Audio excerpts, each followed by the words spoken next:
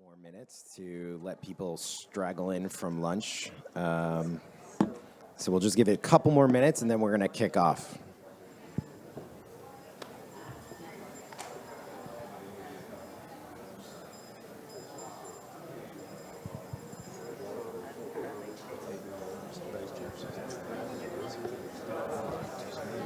Can you all hear me very well? Okay, that sounds a little bit louder. All right, got a thumbs up from the back there.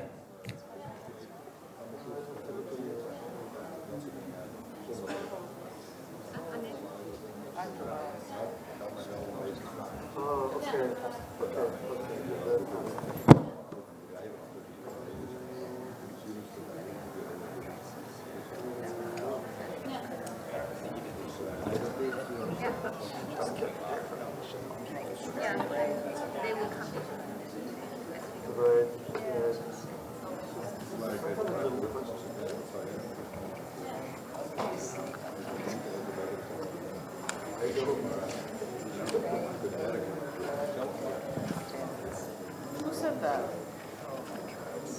Oh, really?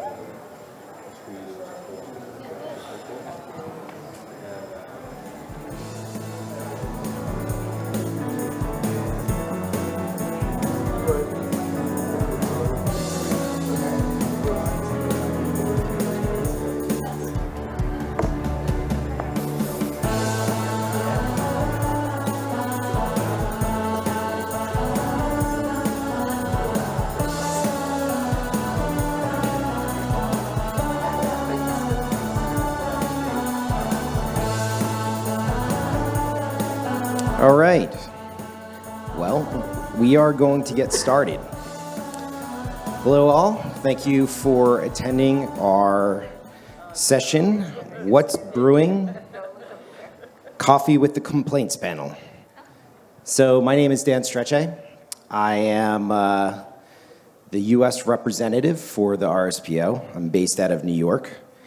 Hopefully, at lunch, you got a cup of coffee and you're well caffeinated and you're not in that food coma and you're ready to kind of dive into the inner workings of our complaints panel.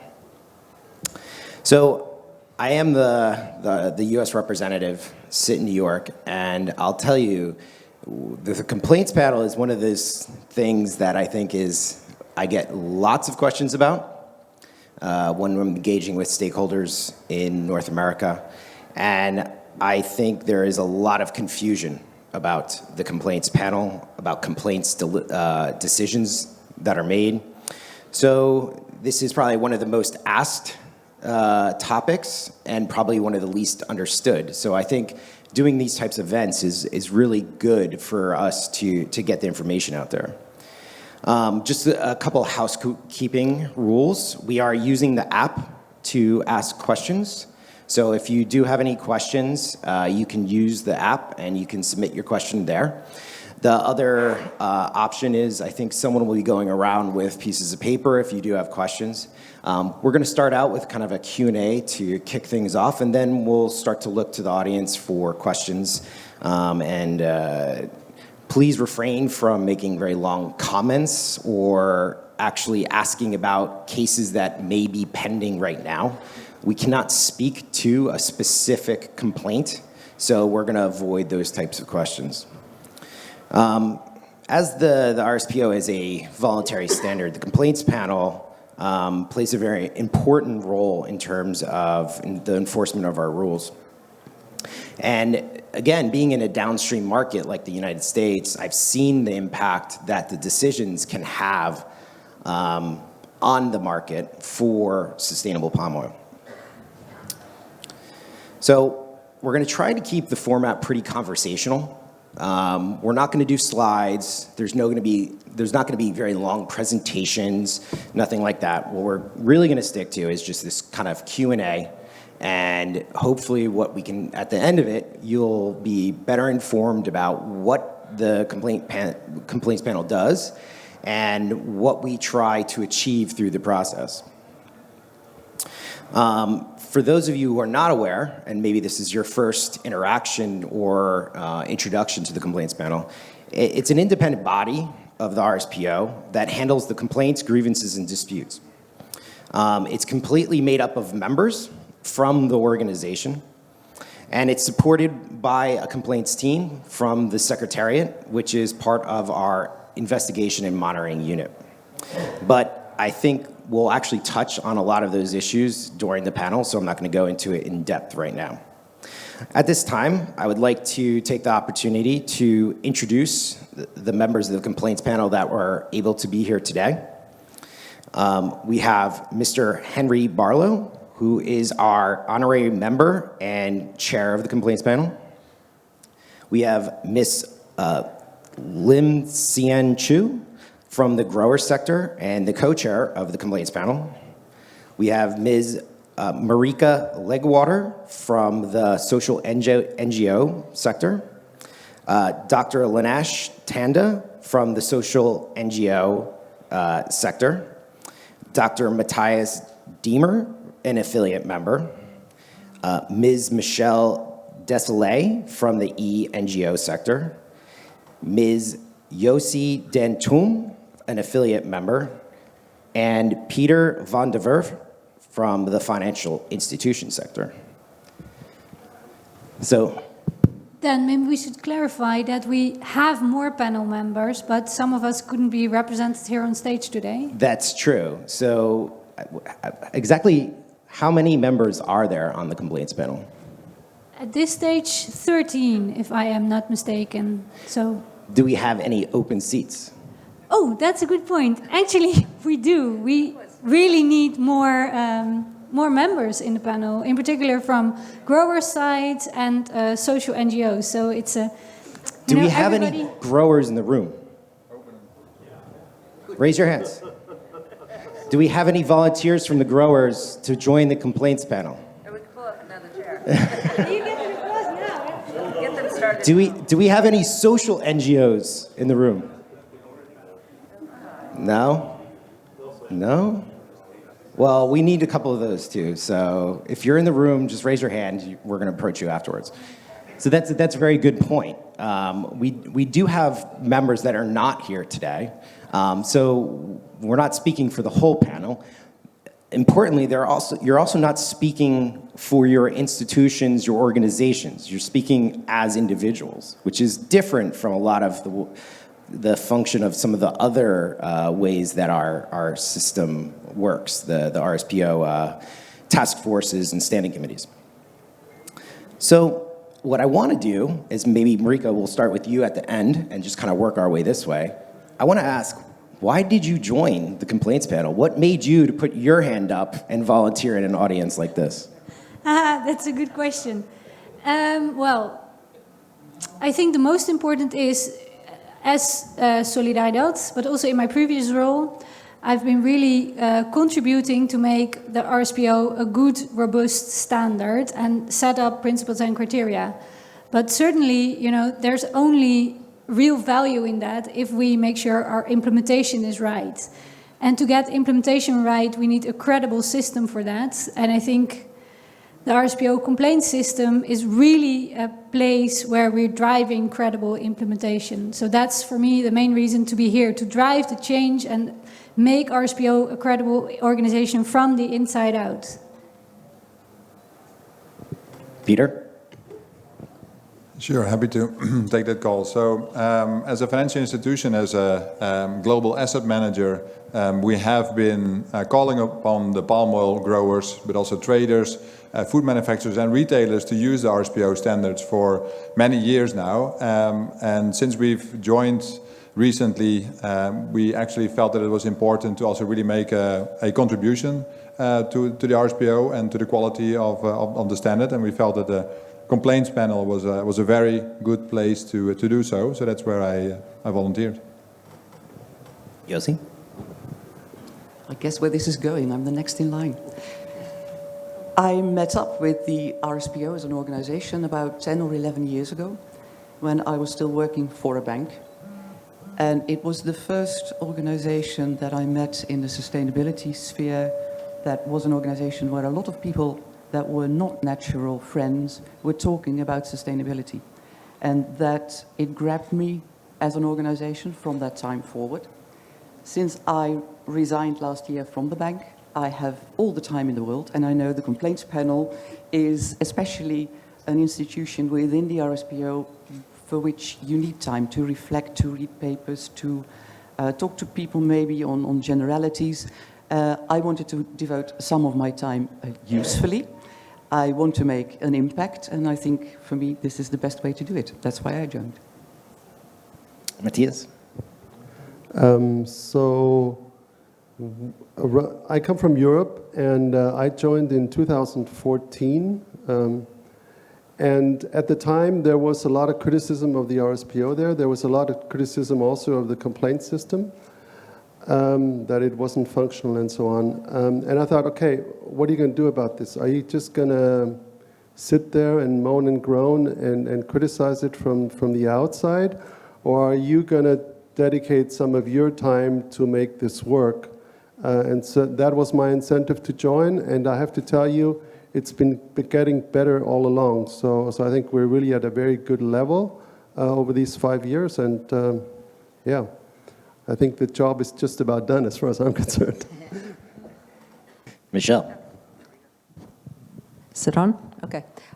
You stole my answer. We didn't, practice these ahead of time. I suppose for myself, actually, I've committed a lot of time since, 2004, 2005 to this issue and my organization that I run, the Orangutan Land Trust. And I've always felt that the reputation of my organization, and therefore of myself as an individual, rests on the credibility of the RSPO with whom I associate and give so much of my time. So I felt, again, like Matthias, that if I want to not be on the outside slinging mud, but actually drive some change and to drive the quality assurance, I could play a role by participating in the complaints panel and see that a credible and fair and robust system would keep the members in check and help us proceed to be a more credible and better implementing organization. Lanesh? I was conned.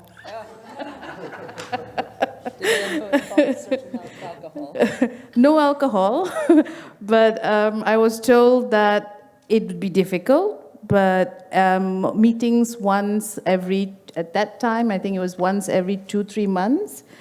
It's turned out to be meetings practically 3 or 4 times a month with physical meetings. The reason we joined was I came in before the cap was adopted and after the cap was adopted, and there's a huge difference. But I think as right from the beginning, we need more growers, we need more NGOs on board as well. Zian-Chu? Yeah, I actually got to know about the complaints process because my company, Bumitama, actually received a lot of complaints. And then as the respondent, we were asked by RSPO whether we are willing to speak to some of their consultants who are looking at revising the complaints and appeal procedure. And that's how it all started. We gave our opinion, we gave our feedback, and then from there was a request that any of the growers from Indonesia would like to join the complaints panel, and that's how I came in. And I thought that my past experience in big organization, especially in the finance and accounting background, would benefit the complaints panel, giving it a little bit more system, giving a little bit more procedure. But as Matthias says, it has been a very, very positive process where I got to share my past experiences, but I must also say that I got to learn a lot from every sector. I got to understand that the NGOs are not what we thought they are. They are human beings like every one of us. They get cut, they bleed too, when they are faced with situations, they get angry too, like what we do, So we are all very human, and we can all grow together. And this process allows us to have that exchange of ideas, and it has been great. Great. Henry. I was involved some 18 years ago with the setting up of RSPO, and indeed had a hand in procuring some of the initial financing through the good offices of HSBC. And after it was set up, it seemed to me that the most constructive approach, from my point of view, was to work with an efficient and well-respected complaints panel, and I've been at that now since, 2009. Right. So, Peter, I'm going to ask you the first question that I've prepared, and I know you have to leave a little early, so it's not that I said something to him. If you see him get up and walk off the stage, it's because you have another engagement that you have to... I'll stay on for that. Okay, great. So, can you tell us a little bit about who the complaints, what is the complaints panel? What does the complaints panel actually do? I mean, you're relatively new to the panel, but you saw it both from the outside and now you see it from the inside. So what's your impression about what the complaints panel does?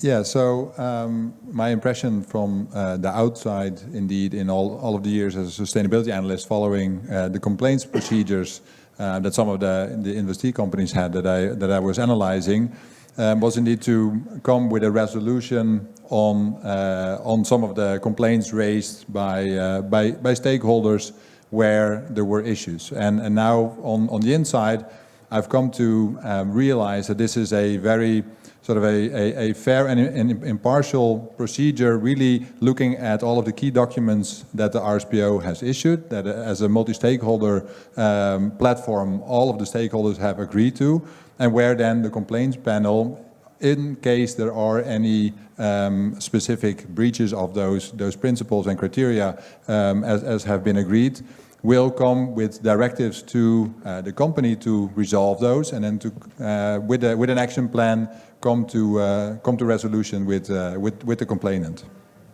Right. Cian Chu. Is the CP the only means of resolving a dispute through at the RSPO? Actually, even before it comes into RSPO, the P&C actually calls for each of the company to have their own grievance procedure. And I would really encourage all the companies to make use of their grievance procedure when there is a complaint that is coming through. It is only when the complainants felt that their grievances are not looked into properly, or they are not aware that the company has got a grievance procedure, that it actually comes in to the RSPO CAP system. Besides the CAP system, we also have another process where we call bilateral engagement, and we also have what we call a conflict resolution mechanism. Yeah. So, just to follow up, how does that bilateral engagement process differ from the mediation process under DSF, the dispute settlement facility?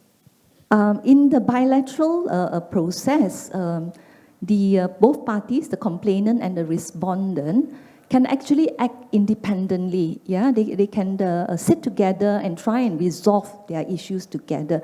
But if they felt that they need another third party, they could actually engage a facilitator to help them to facilitate through that process. Now, for this dispute resolution, you actually have a mediator coming in, an independent mediator coming in, and mediate through that procedure. So that's the main difference. Great, thank you. Matthias, has the CP seen any success from this bilateral engagement process or the DSF mediation? There are bilateral engagements going on, so I think that's a procedure that's used quite frequently. For us as a complaints panel, we're comfortable with that happening, but we have also built in some safeguards just to ensure that there is no foul play on either sides. But it's frequently being used. The DSF, the Dispute Resolution Facility, has been totally revamped, and some of the most final decisions or most recent decisions were taken in March by the Board of Governors. So far we don't have any cases under the DSF in its new form. So I think we're trying, when new complaints come in, we're trying to offer that as an opportunity, and we actually hope that somebody tests this soon. So this is a question that came in from the audience that I'd like to ask and see if someone would like to answer. How do you decide if a complaint is legitimate? Can someone take us through the process of what that looks like when a complaint comes in? Oh, Mr. Chair, is that? When a complaint comes in, the first thing that happens is that it goes to the Secretariat, the Complaints Department in the Secretariat, and they look at it very carefully and prepare an initial diagnosis, and that sets out precisely what the allegations are and against whom.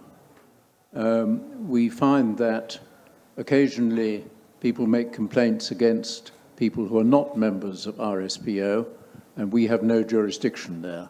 So if something like that comes in, then it has to be dismissed immediately.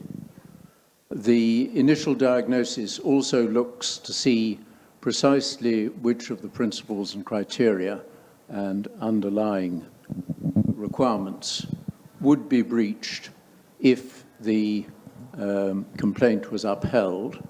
And again, occasionally we find that although there may be a valid complaint, it would not necessarily breach any of the basic principles and criteria, and therefore on those grounds it would be dismissed.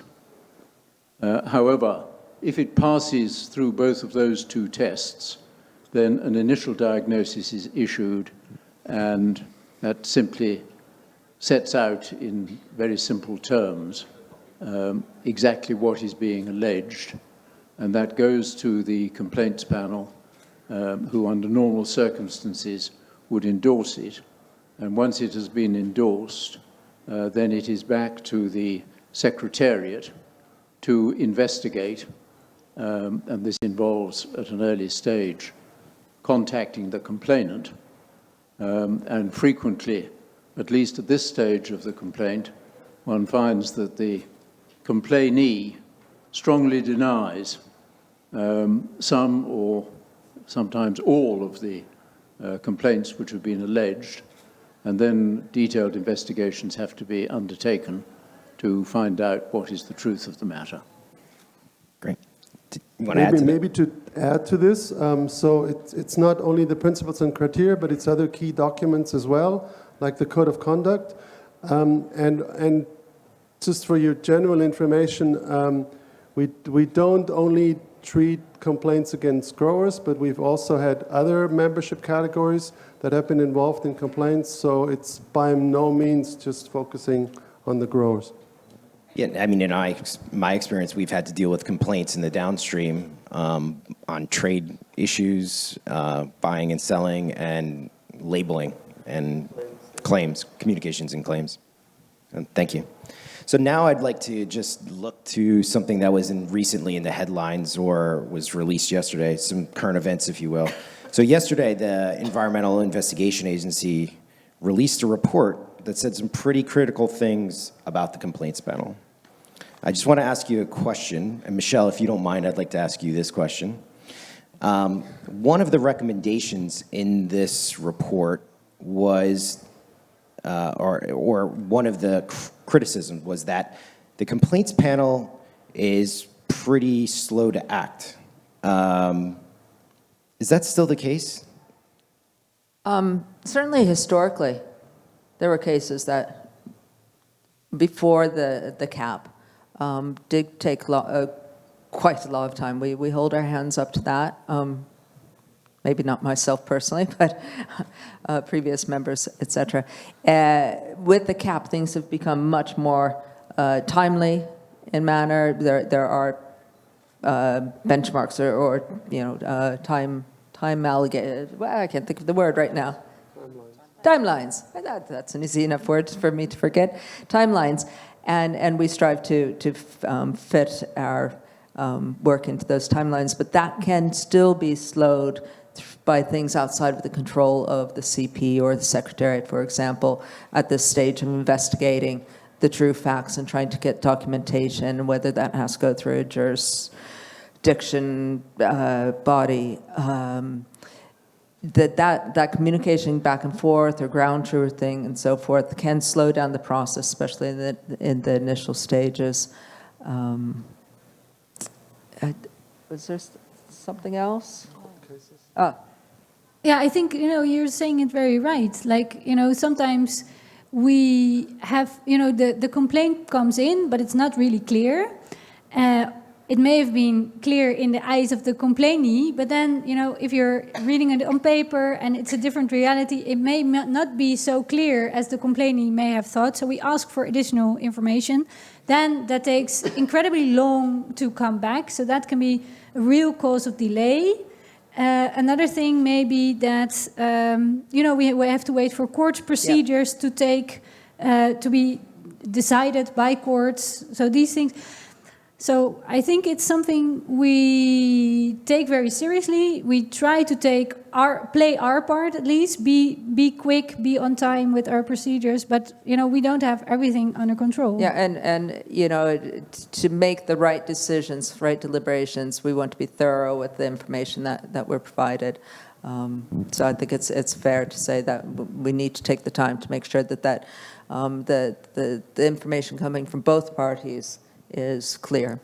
Yeah, and I also want to add on, from time to time, we have got independent verification on the field.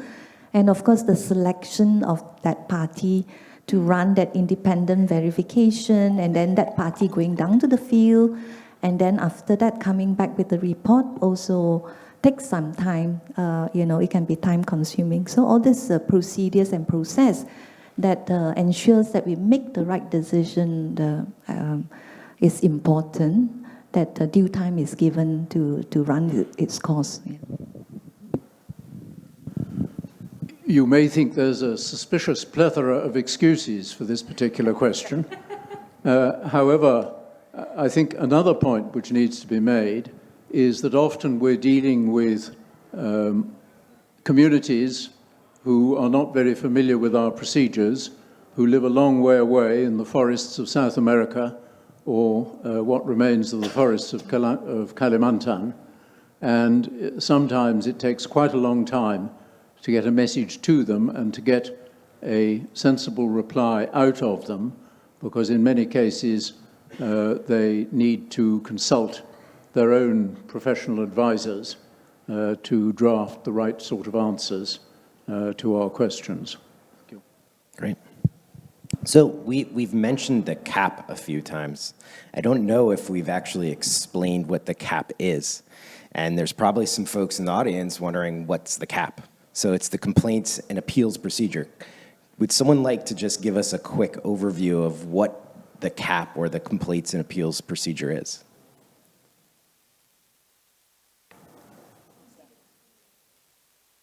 Peter, you picked up the microphone. Yeah, so it's set in 2017, and it really puts forward a structure in which complaints can be filed, and also in case when there is a resolution and there is disagreement also by the party to which the complaint was lodged, to then have a formal appeal in which there will be a special appeal panel set up, and there will be a appeal process started. So this is a development in which there has been a huge improvement in the complaint system, both in terms of speeding up processing due to a more strict standard operating procedures that were set, but at the same time also in terms of quality of the overall procedure.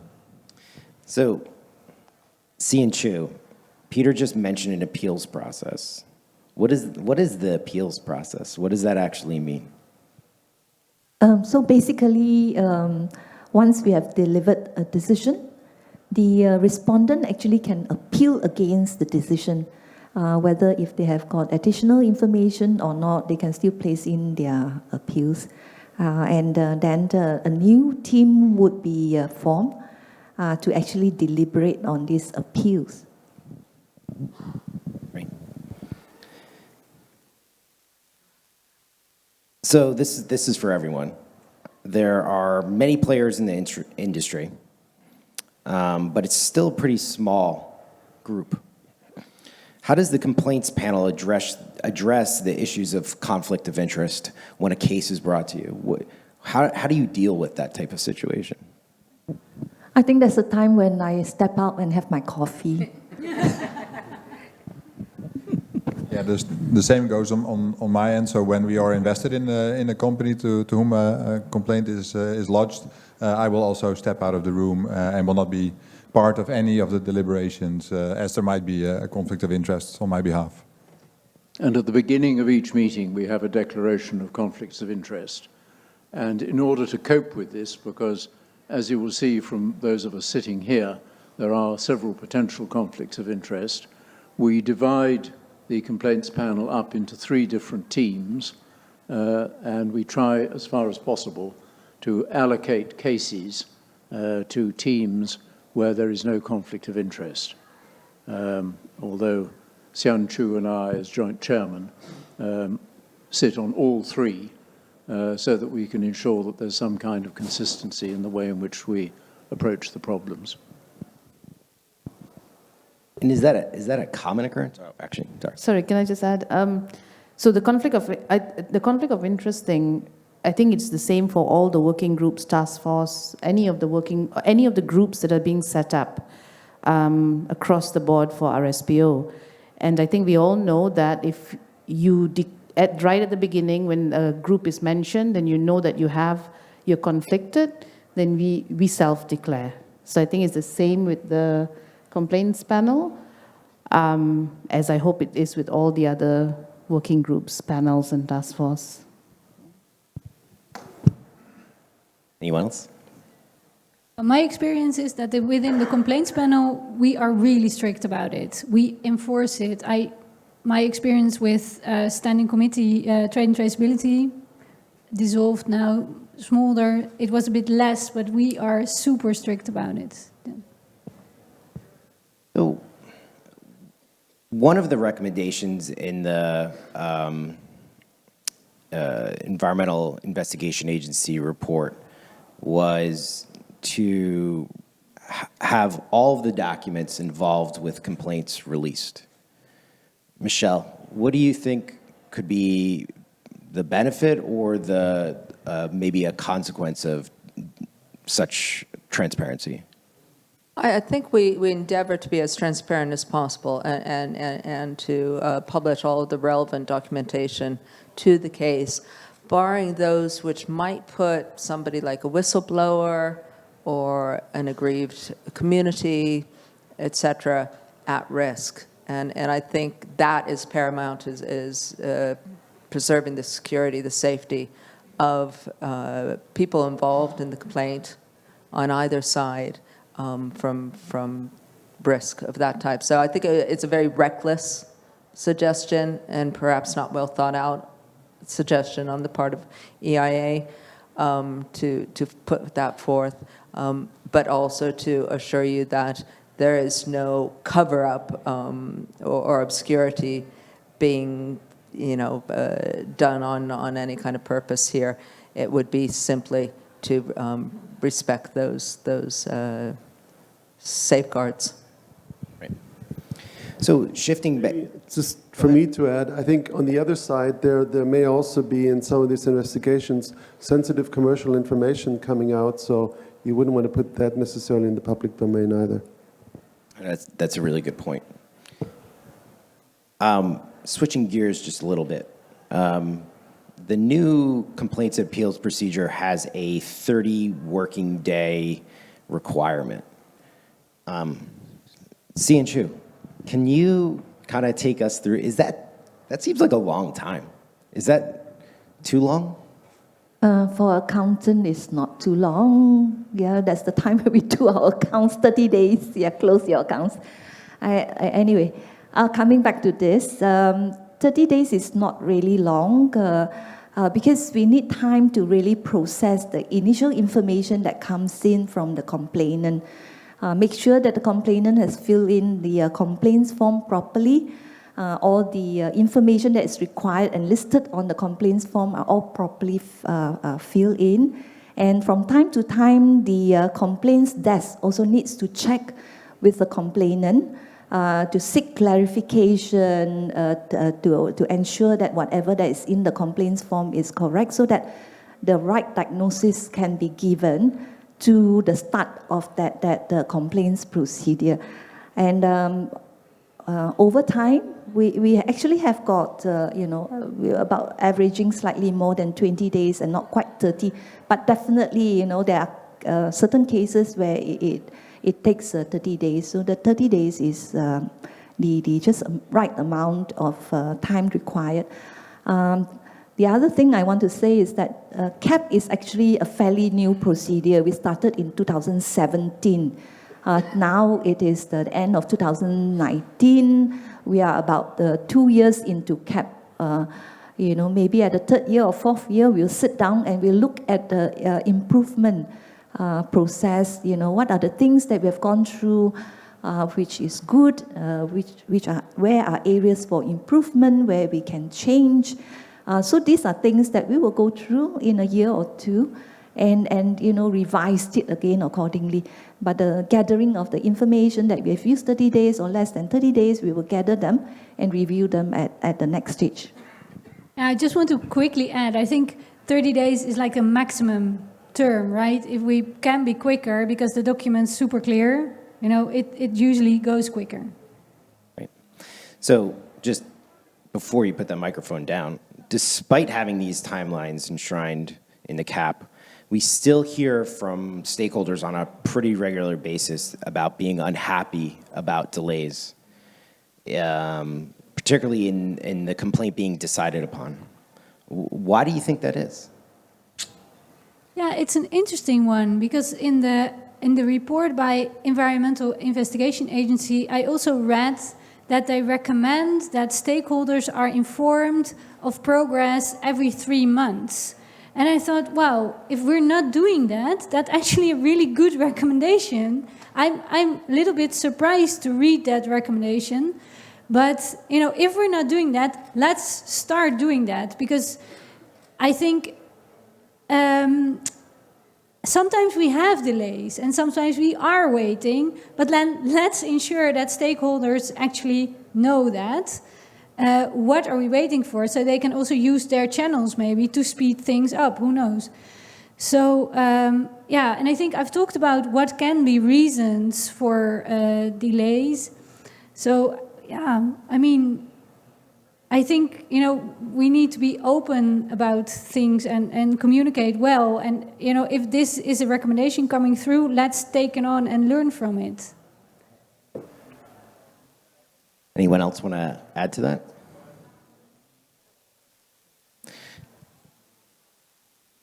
So, Cian Chu, I feel like I'm picking on you a little bit, but I want to ask you another question. So how many complaints have been received by the complaints panel? What's active, and how many of those complaints have been addressed? Okay, we had, from the time we start with the complaint system, even prior to CAP, overall we have got 133 complaints. So if you count the number of years RSPO have been in existence, actually the number of complaints is not that high, not as high as we thought it is. We have actually resolved about 71% of all these complaints. And what we have got now on our table is 39 active cases. Out of the 39 active cases, we have got 3 cases that is adjourned because it's still undergoing court case and we are pending the decision from the court. Now, out of these 133 cases, I think someone from the panel mentioned that not every single case is actually became a case, is recognized as a case. We have got about 9 instances where we felt that the case is frivolous, that it is outside of our jurisdiction, it's not coming from our members, it's not about our members. And also, you know, it is not within the RSPO or in our code of conduct and in other RSPO documentation. So if it doesn't fall within all this, we actually reject the case. Yeah, maybe to add to that, I mean, one thing we've also come across is that we receive a complaint, but then a complainee is saying, you know, we represent a certain community, but then, you know, there may be doubts whether that organization is actually representing the community. So, you know, you need to go back, check, like with the community members, are you represented by this NGO? And this can be really, let's say, time consuming, but also very important to check, because, you know, if something like that goes out into the public domain and, you know, it already gives like where there's smoke is fire. So you want to be careful with, you know, being too open about this. I don't know if I misheard you, but I want to clarify for the audience. I think you said it's coming from outside the RSPO, but just to clarify that, anyone can lodge a complaint, any member of the public, inside, outside the RSPO, any company, any NGO. So against a member. It has to be against a member, but anybody else can lodge a complaint. Because there are times when people would like the RSPO complaints panel to rule against non-members. We do see requests for that to happen occasionally. But you can be a non-member to lodge the complaint. Sorry, just to repeat, you can be a non-member to lodge the complaint, but if the complaint's against a non-member, we can do nothing. So that's a really important point. I'm going to take a question from the audience that I think is pretty interesting, and we kind of kicked off the panel, so I'm going to shift gears again. It's my ADD just making me bounce around. But the question is, why aren't we getting growers and social NGOs to join the complaints panel? Anyone have thoughts on why that might happen? Sorry, I'm picking on you. I have a thought. It costs a lot of time. So, I mean, that is, you know, you have to be pretty serious about your time investments. And we, as social NGO, we struggle to get funding for this kind of work and time. So, but nevertheless, I think you learn a lot and it's very valuable. So don't let that hold you back. Social NGOs, because there's not that many. Growers, I'm surprised. Why not more growers are coming on board? Yeah, like Marike says, actually it's a really strong learning experience. And the learning experience is actually learning how to work with each other and dealing with the cases that come on board in a very impartial way as well. And, you know, all decisions are made by consensus, which makes it very difficult as well. But at the end of the day, I think, I'm not sure whether Dan pointed out, is that the complaints panel is different in a way that all of us are here as individuals. So I do urge more growers and the few social NGOs to come on board as well. Might we throw that back to the audience? Would the audience like to say what they find unattractive about the prospects of joining the complaints panel? Anyone? We can get you a microphone. No? No? Okay. No, I see, I knew one of my first experiences was to get to know Fraser Lanier, who was getting up at 3 o'clock in the morning in New York time to join calls. And I would start getting emails from him at... Yeah, I know. Well, how many people from North America here? Okay, a couple. We could get you to join, but you may have to do calls at 3 in the morning. Don't worry, I do that It's also. important to note that the meetings have shifted to later in Malaysia time, which accommodates now the US, early US hours for East Coast. That's great to hear. I like that, as someone who lives in New York. I think don't take the old paradigm of the complaints panel or the way that we resolve complaint. We keep on saying that it is a very good learning experience, that there is a very active and positive interchange going on in the complaints panel, within the complaints panel members. We also now have got sessions, physical sessions, where the complaints panel, in a way, brief on the latest happenings in our PNCs, in the assurance, in many areas that is related to, or anything that we think would help us to be able to look at the cases better, So it is a very positive learning experience. And, I really encourage growers to join us. And let us all learn and grow together.